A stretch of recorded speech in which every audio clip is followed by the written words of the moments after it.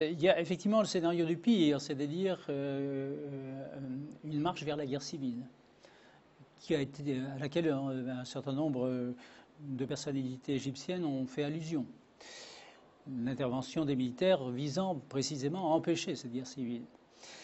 Il y a l'autre scénario qui serait la prise de pouvoir directe par les militaires. Une dictature militaire avec ce général Abdel Fattah Sisi que tout le monde a découvert et qui est effectivement, jusqu'à maintenant, semblait mener une vie assez obscure. Et puis entre les deux, il y a effectivement le scénario qui est, semble-t-il, souhaité par les militaires qui ne tiennent pas à prendre directement le pouvoir et souhaité par la grande majorité sans doute de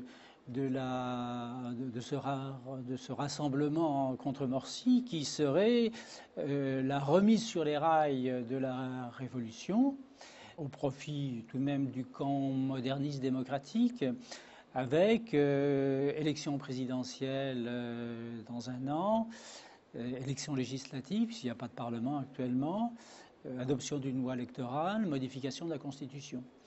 Donc c'est ce scénario qui est, semble-t-il, privilégié par les partis les plus raisonnables et par l'armée. Mais rien ne dit que ceci va se dérouler comme on pourrait l'espérer. Je crois que ça dépendra également de la réaction des frères musulmans. Les frères musulmans, c'est une confrérie, un mouvement qui est ancré profondément dans la vie égyptienne depuis près de 80 ans. Ça représente une force.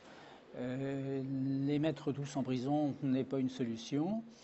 Et donc, je pense qu'il ne peut pas y avoir de normalisation de la situation en Égypte sans que, d'une façon ou d'une autre, les frères musulmans soient associés au pouvoir.